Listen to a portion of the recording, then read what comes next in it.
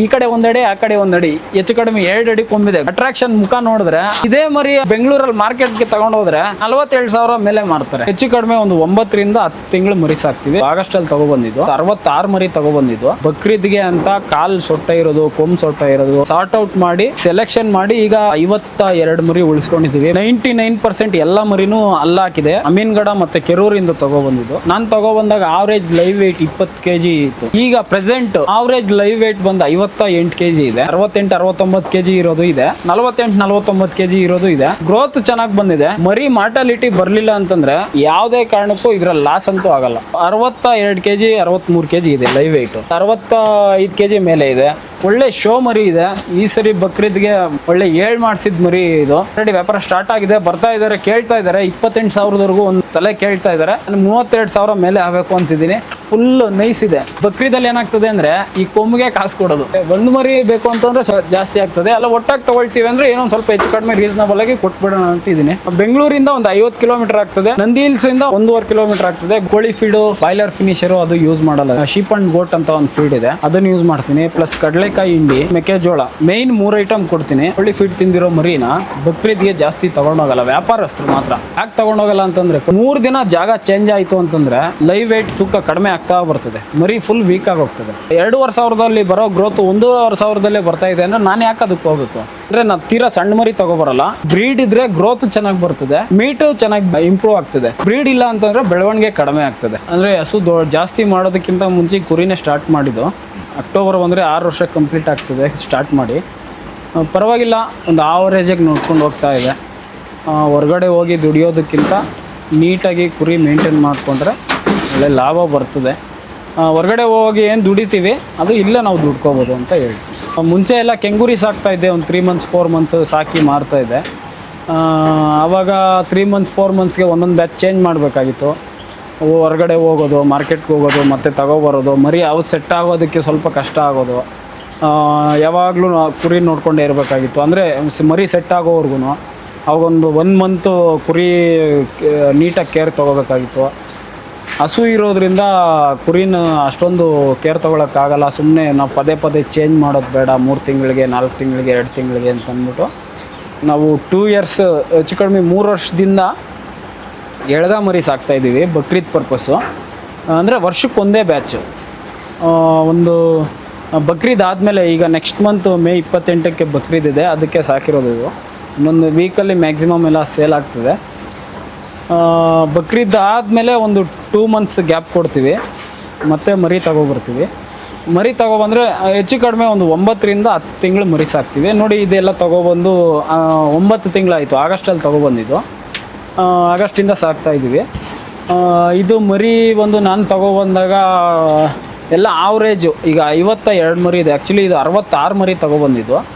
66 ಮರಿನಲ್ಲಿ ಬಕ್ರೀದ್ಗೆ ಅಂತ ಕಾಲು ಸೊಟ್ಟ ಇರೋದು, ಕೊಂಬ್ ಸೊಟ್ಟ ಇರೋದು, ಮರಿ ವೀಕ್ ಇರೋದು, ಆ ಥರ ಎಲ್ಲ ಸಾರ್ಟ್ ಔಟ್ ಮಾಡಿ ಸೆಲೆಕ್ಷನ್ ಮಾಡಿ ಈಗ ಟೋಟಲ್ 52 ಮರಿ ಉಳಿಸ್ಕೊಂಡಿದ್ದೀವಿ ಬಕ್ರೀದ್ಗೆ ಅಂತ.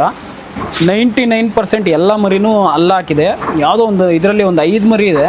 ಆ 5 ಮರಿ ಮಾತ್ರ ಸ್ವಲ್ಪ ಸಣ್ಣದು. ಯಾಕಂತಂದರೆ ಈಗ ನಾವು ಸಂತೆಗೆ ಹೋದಾಗ ಎಲ್ಲ ಒಂದೇ ಥರ ಮರಿ ಸಿಗಲ್ಲ. 10 ಮರಿ ನಾವು ತಗೋತೀವಿ ಅಂತಂದರೆ ನೀವು ಯಾವ ಥರ ಆದರೂ ಕೇರ್ ತಗೊಳ್ರಿ, ಅಂದರೆ ಎಷ್ಟು ಹುಷಾರಾಗಾದರೂ ಇರಿ, ಹೆಂಗನ ಮಾಡಿ 10 ಮರಿಗೆ 2 ಮರಿ ಡ್ಯಾಮೇಜ್ ಮರಿ ಹಾಕ್ಬಿಡ್ತೀವಿ. ಈಗ ನಮ್ಮ ಲೋಕಲ್ ಆದರೆ ನಾವು ಹಂಗೆ ಹಿಂಗೆ ಅಂತ ಏನೋ ದಬಾಯಿಸಿ ಇಲ್ಲ ಏನೋ ಒಂದು ಹೇಳಿ ಆ ಮರಿ ಬೇಡ ಈ ಮರಿ ಹಾಕು ಅಂತ ಹೇಳಿ ತಗೊಬರ್ಬೋದು. ಆ್ಯಕ್ಚುಲಿ ಇದು ಅಮೀನ್ಗಡ ಮತ್ತು ಕೆರೂರಿಂದ ತಗೊಬಂದಿದ್ದು. ಅಪ್ರಾಕ್ಸಿಮೇಟ್ಲಿ ಒಂದು 500 ಕಿಲೋಮೀಟ್ರ್ ಆಗ್ತದೆ ಕೆರೂರು. ನಮಗೆ 500 ಕಿಲೋಮೀಟ್ರ್ ಹೋಗಿ ತಗೊಬರೋದು ವರ್ಷವೂ ಅಷ್ಟೇ. ಸೊ ಅಲ್ಲಿ ದೂರ ಹೋದಾಗ ನಮಗೆ ಅಷ್ಟೊಂದು ಪರಿಚಯ ಇರಲ್ಲ, ಹೊಸಬ್ರು ಇರ್ತಾರೆ. ಹಂಗಾಗಿ ನಾವು ಅಲ್ಲಿ ಅಷ್ಟು ಜೋರು ಮಾಡೋಕ್ಕೂ ಆಗಲ್ಲ.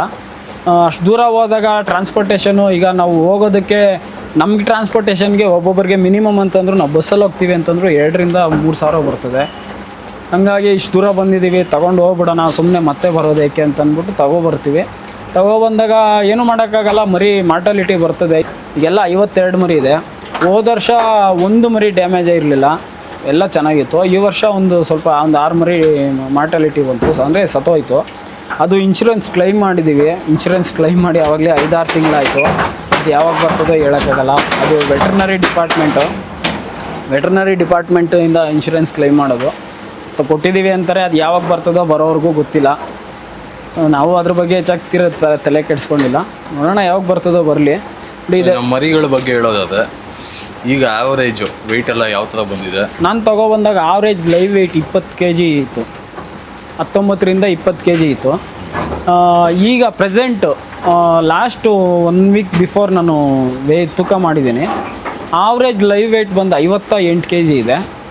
52 ಮರಿ ಟೋಟಲ್. ಅದರಲ್ಲಿ 69 kg ಇರೋದು, ಅಂದರೆ 68-69 kg ಇರೋದು ಇದೆ, 48-49 kg ಇರೋದು ಇದೆ. ಗ್ರೋತ್ ಚೆನ್ನಾಗಿ ಬಂದಿದೆ. ಫೀಡಿಂಗ್ ಆಮೇಲೆ ನಾನು ಈ ಕೋಳಿ ಫೀಡು, ಬಾಯ್ಲರ್ ಫಿನಿಷರು ಅದು ಯೂಸ್ ಮಾಡಲ್ಲ. ಏನು ಹಸುಗೆ ಶಾಂತಿ ಫೀಡ್ ಯೂಸ್ ಮಾಡ್ತಾಯಿದ್ದೀನಿ, ಅಲ್ಟಿಮಾ ಪ್ಲಸ್ ಅಂತ. ಅದೇ ಕಂಪ್ನಿನಲ್ಲಿ ಶಾಂತಿ ಶೀಪ್ ಆ್ಯಂಡ್ ಗೋಟ್ ಅಂತ ಒಂದು ಫೀಡ್ ಇದೆ, ಅದನ್ನು ಯೂಸ್ ಮಾಡ್ತೀನಿ. ಪ್ಲಸ್ ಕಡಲೆಕಾಯಿ ಹಿಂಡಿ, ಅದು ಬಿಟ್ಟರೆ ಮೆಕ್ಕೆಜೋಳ, ಮಾಮೂಲಿ ಜೋಳ ಯೂಸ್ ಮಾಡ್ತೀನಿ. ಈ 3 ಐಟಮ್ ಮೇಯ್ನ್ 3 ಐಟಮ್ ಕೊಡ್ತೀನಿ. ಗ್ರೋತ್ ಚೆನ್ನಾಗಿದೆ. ಈಗ ನೀವೇ ನೋಡ್ಬೋದು ಕ್ವಾಲಿಟಿ ಯಾವ ಥರ ಇದೆ ಅಂತ. ನನಗೆ ಈ ವರ್ಷದ ಮರಿ ಏನು ಗ್ರೋತ್ ಬಂದಿದೆ ಭಾಳ ಖುಷಿ ಇದೆ. ಕ್ವಾಲಿಟಿ ಚೆನ್ನಾಗಿದೆ. ನೋಡೋಣ. ಈಗ ಆ್ಯಕ್ಚುಲಿ ಈಗ ವ್ಯಾಪಾರ ಬರ್ತಾ ಇದ್ದಾರೆ, 1 ವೀಕಿಂದ ಸ್ಟಾರ್ಟ್ ಆಗಿದೆ, ಬರ್ತಾ ಇದ್ದಾರೆ. ನನಗೆ ಎಕ್ಸ್ಪೆಕ್ಟೇಷನ್ ಈಗ ಲೈವ್ ವೇಟ್ ಸಾಮಾನ್ಯವಾಗಿ ಬಕ್ರೀದ್ಗೆ ಯಾರೂ ತೊಗೊಳ್ಳಲ್ಲ. ಲೈವ್ ವೇಟ್ ತೊಗೊಂಡ್ರೆ ಒಂದು ಆವ್ರೇಜ್ ಎಲ್ಲ ಒಟ್ಟಾಗಿ ತೊಗೊಳ್ತೀವಿ ಅಂತಂದರೆ ಒಂದು 550 ಆದರೆ ಕೊಟ್ಬಿಡೋಣ ಅಂತ ಇದ್ದೀನಿ, ಪ್ಲಾನ್ ಇದೆ.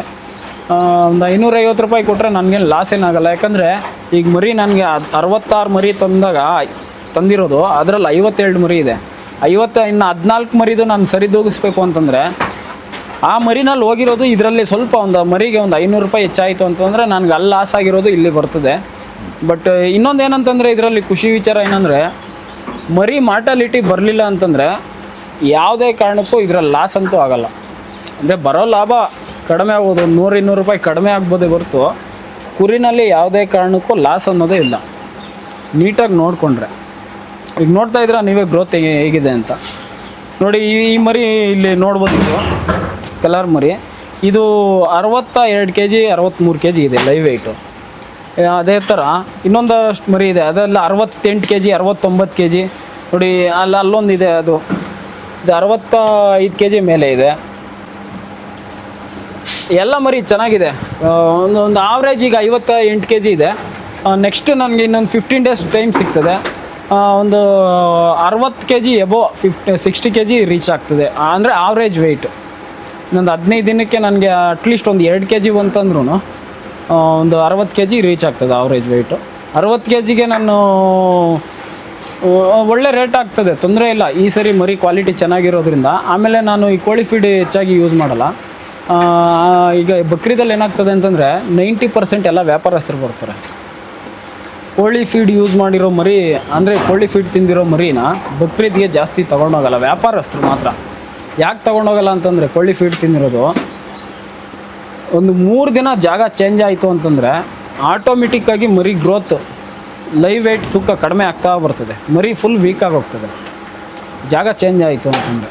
ಸೊ ಹಂಗಾಗಿ ಕೋಳಿ ಫೀಡ್ ಆಮೇಲೆ ಕೋಳಿ ಫೀಡ್ ಹಾಕೋದ್ರಿಂದ ಲೈವ್ ಗ್ರೋತ್ ಬರ್ತದೆ, ಬಟ್ ಅದು ಅಷ್ಟೇ ಎಫೆಕ್ಟ್ ಇದೆ. ಆಮೇಲೆ ಇನ್ನೊಂದು, ನಾನೀಗ ಫೀಡ್ ಏನು ಯೂಸ್ ಮಾಡ್ತಾಯಿದ್ದೀನಿ, ಶಾಂತಿ ಫೀಡು. ಅದು 1400 ರೂಪಾಯಿ ಸಿಗ್ತದೆ ಶಾಂತಿ ಕಂಪ್ನಿದು. ಆಮೇಲೆ ಈ ಬಾಯ್ಲರ್ ಫಿನಿಷರ್ ಅಂತ ಕೆಲವು ಕಂಪ್ನಿಗಳಿದೆ. ಈಗ ಜಾಸ್ತಿ ಅಂದರೆ ಮಾರ್ಕೆಟಲ್ಲಿ ಟಾಪಲ್ಲಿರೋದು ಅಂತಂದರೆ ಅದು 2300 2500 ರೂಪಾಯಿ ಇದೆ. ನಾನು 1400 ರೂಪಾಯಿ ಯೂಸ್ ಮಾಡಿ ಈ ಗ್ರೋತ್ ತೆಗಿತಾ ಇದ್ದೀನಿ. ಅದಕ್ಕೆ ಯಾಕೆ ನಾನು 2400 ರೂಪಾಯಿ 2500 ರೂಪಾಯಿ ಯೂಸ್ ಮಾಡಬೇಕು? 2500ದಲ್ಲಿ ಬರೋ ಗ್ರೋತ್ 1500ದಲ್ಲೇ ಬರ್ತಾ ಇದೆ ಅಂದರೆ ನಾನು ಯಾಕೆ ಅದಕ್ಕೆ ಹೋಗಬೇಕು? ಆಮೇಲೆ ಲಿವರ್ ಟಾನಿಕ್ ಅಷ್ಟೇ, ಬ್ರೋಟಾನ್ ಅಂತ ಯಾವುದೋ ಒಂದು ಕಂಪ್ನಿ ಇದೆ, ಅದು 2500 ಎಷ್ಟೋ ಇದೆ 5 ಲೀಟರ್ಸು. ಈಗ ನಾನು ಯೂಸ್ ಮಾಡ್ತಾ ಇರೋದು, ನಾನು ಲಿವರ್ ಟಾನಿಕ್ ಯೂಸ್ ಮಾಡ್ತಾಯಿದ್ದೀನಿ, ಅಲಿವ್ ಪೋರ್ಟ್ ಅಂತ, ಅಲಿವಿರಾ ಕಂಪ್ನಿದು. ಅದು 1200 ರೂಪಾಯಿನೋ ಇದೆ ಮೇ ಬಿ. ಗ್ರೋತ್ ಚೆನ್ನಾಗಿದೆ ನನಗೆ. ಅಂದರೆ ಯಾವಾಗಲೂ ಯೂಸ್ ಮಾಡಲ್ಲ, ಒಂದು 15 ಡೇಸ್ ಒನ್ಸ್ ನಾನು ಲಿವರ್ ಟಾನಿಕ್ ಕಂಪಲ್ಸರಿ ಯೂಸ್ ಮಾಡ್ತೀನಿ. ನನಗೆ ಇದರಲ್ಲೇ ಈ ನಮ್ಮ ರೈತರು ಮಾಡೋದು ಇದೆ ಏನು ಅಂತಂದರೆ, ಲಾಭ ಹೆಚ್ಚಿಗೆ ಬರಬೇಕು ಅಂತಂದ್ಬಿಟ್ಟು ತೀರಾ ಹೈಲಿ ಹೆವಿ ಆ್ಯಂಟಿಬಯೋಟಿಕ್ಸ್ ಯೂಸ್ ಮಾಡೋದು, ಬೇಗ ಗ್ರೋತ್ ಆಗಬೇಕು ಅಂತ ತೀರಾ ಅಂದರೆ ಪ್ರೊಡಕ್ಷನ್ ಆಫ್ ಕಾಸ್ಟ್ ಜಾಸ್ತಿ ಮಾಡ್ಕೊಳ್ಳೋದು. ಈಗ ನಾವು ಮೇಯ್ನು ಉಳಿಸ್ಬೇಕು ಅಂತಂದರೆ ಪ್ರೊಡಕ್ಷನ್ ಆಫ್ ಕಾಸ್ಟ್ ಕಡಿಮೆ ಮಾಡಿದಾಗ ನಮ್ಗೆ ಅದೇ ಲಾಭ. ಮರಿ ತಗೊಬರೋವಾಗ ನಾನೇನು ಇವಾಗ ಇದಕ್ಕೆ 11,000 12,000 ಮರಿ ಕೊಟ್ಟು ತಗೊಬಂದಿದ್ದೀನಿ. ಅದರಲ್ಲಿ ಮರಿ ತರೋವಾಗ ನನಗೆ ಒಂದು 500 ರೂಪಾಯಿ ಉಳಿದಿತ್ತು ಅಂತಂದರೆ ನನಗೆ ಲಾಸ್ಟ್ ಮರಿ ಮಾರಿದಾಗ ಅದೇ 500 ರೂಪಾಯಿ ನನಗೆ ಲಾಭ. ಆಮೇಲೆ ಈಗ ಆವಾಗಲೇ ಹೇಳಿದೆ ಫೀಡ್ ಅಂತ, 2,500 ಕೊಟ್ಟು ಫೀಡ್ ತಂದು ಹಾಕೋ ಬದಲು 1,500 ಫೀಡಲ್ಲಿ ನನಗೆ ಗ್ರೋತ್ ಬರ್ತಾ ಇದೆ ಅಂತಂದರೆ ನನಗೆ ಅಲ್ಲಿ 1,000 ಉಳೀತು. ನನಗೆ ಅದು ಲಾಭನೇ. ಕಾಸ್ಟ್ ಆಫ್ ಪ್ರೊಡಕ್ಷನಲ್ಲಿ ವೇರಿ ಆಗ್ತದೆ. ಐ ಮೀನ್ ಅದು 1,000 ನನಗೆ ಉಳೀತು ಅಂತಂದರೆ ಮರಿ ಮಾರೋವಾಗ ಅದು 1,000 ನನಗೆ ಲಾಭನೇ. ಯಾಕೆ ನಾನು 2,500 ಯೂಸ್ ಮಾಡಬೇಕು? ಯಾವ ಸ್ಟೇಜ್ ಮರಿ ತೊಗೊಬರ್ತೀವಿ ಅಂತಂದರೆ ಕೊಂಬು ಕಿತ್ತಿರ್ತಾರೆ ಆಲ್ರೆಡಿ, ಇಲ್ಲಾಂದರೆ ಕೊಂಬು ಕೀಳೋ ಸ್ಟೇಜು. ಕೊಂಬು ಕೀಳಬೇಕು ಅಂದರೆ ಮಿನಿಮಮ್ ಒಂದು ಮರಿ ಕೊಂಬು ಸ್ಟಾರ್ಟ್ ಆಗಬೇಕು ಅಂತಂದರೆ, ಹುಟ್ಟಬೇಕು ಅಂತಂದರೆ, ಚಿಗುರೊಡಿಬೇಕು ಅಂತಂದರೆ ಮಿನಿಮಮ್ ಒಂದು 6 ರಿಂದ 7 ತಿಂಗಳಾಗಿರ್ತದೆ. ಆ ಟೈಮಲ್ಲಿ ಕೊಂಬು ಸ್ಟಾರ್ಟ್ ಆಗ್ತದೆ. ಆ ಟೈಮಲ್ಲಿ ಅಂದರೆ ನಾನು ತೀರಾ ಸಣ್ಣ ಮರಿ ತೊಗೊಬರಲ್ಲ. ಯಾಕೆ ತೊಗೊಬರಲ್ಲ ಅಂತಂದರೆ ತೀರಾ ಸಣ್ಣ ಮರಿ ಹಾಲು ಬಿಟ್ಟಿರೋ ಮರಿ ತೊಗೊಬಂದರೆ ಈಗ 500-600 ಕಿಲೋಮೀಟ್ರಿಂದ ಬಂದಾಗ ವೆದರ್ ಅಡ್ಜಸ್ಟ್ ಆಗೋಲ್ಲ, ಮರಿ ಮಾರ್ಟಾಲಿಟಿ ಜಾಸ್ತಿ ಬರ್ತದೆ. ಆಮೇಲೆ ಸಿಕ್ಕಾಪಟ್ಟೆ ಕೇರ್ ತೊಗೋಬೇಕು. ಈಗ ಆ ಥರದ ಮರಿ ನಾವು ಕೊಯ್ಸೋದಕ್ಕೂ ಆಗೋಲ್ಲ. ಇನ್ ಕೇಸ್ ಏನಾದರೂ ಹೆಚ್ಚು ಕಡಿಮೆ ಆಯಿತು, ತೊಂದರೆ ಆಯಿತು, ಏನಾದರೂ ರೋಗ ಬಂತು, ಗ್ರೋತ್ ಡೌನ್ ಆಗ್ತಾಯಿತ್ತು, ಆ ಥರ ಇದ್ದಾಗ ಕೊಯ್ಯೋದಕ್ಕೂ ಐ ಮೀನ್ ಮಟನ್ ಅಂಗಡಿಗೆ ಕೊಡೋದಕ್ಕೂ ಆಗೋಲ್ಲ. ಅದನ್ನು ಇನ್ನು ಮಣ್ಣಕ್ಕೆ ಹಾಕಿ ಮುಚ್ಚಬೇಕು, ಆವಾಗ ಲಾಸ್ ಅದು. ಅದೇ ಒಂದು 6 ತಿಂಗಳ ಮೇಲೆ ಇರೋ ಮರಿ ಆದರೆ, ಒಂದು 20 kg ಲೈವ್ ವೆಯ್ಟ್ ಇರೋ ಮರಿ ಆದರೆ, 20-22 kg ಇರೋದಾದರೆ ನಮ್ಗೆ ಅಟ್ಲೀಸ್ಟ್ ಆವಾಗಂದರೆ ಒಂದು 50% ಮಾಂಸ ಬರ್ತದೆ. ಒಂದು 10 kg ಮಾಂಸ ಆದರೂ ಬರ್ತದೆ. 10 kgಗೆ 800 ರೂಪಾಯಿ ಅಂತಂದರೆ ಒಂದು 8,000 ಆದರೂ ಉಳಿತದೆ ನಮಗೆ.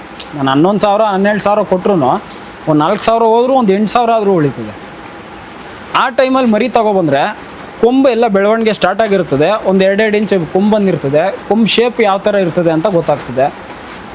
ಆವಾಗ ನೋಡಿಕೊಂಡು ಕೊಂಬು ಶೇಪ್ ಅಂದರೆ ಕ್ವಾಲಿಟಿ ಚೆನ್ನಾಗಿರೋದು, ಅಂದರೆ ಶೇಪ್ ಚೆನ್ನಾಗಿರೋದು, ಕೊಂಬು ಯಾವ ಕಡೆ ತಿರುಗಿರ್ತದೆ ಅದು ನೋಡ್ಕೊಂಡು, ಸೊಟ್ಟೆ ಇಲ್ದಿರೋ ಅಂಥದ್ದು ಆ ಥರ ನೋಡ್ಕೊಂಡು ತೊಗೊಬಂದರೆ ಬೆಳೀತಾ ಅದು ಕ್ವಾಲಿಟಿ ಅಂದರೆ ಕೊಂಬು ಶೇಪ್ ಹಂಗೆ ಬರ್ತದೆ.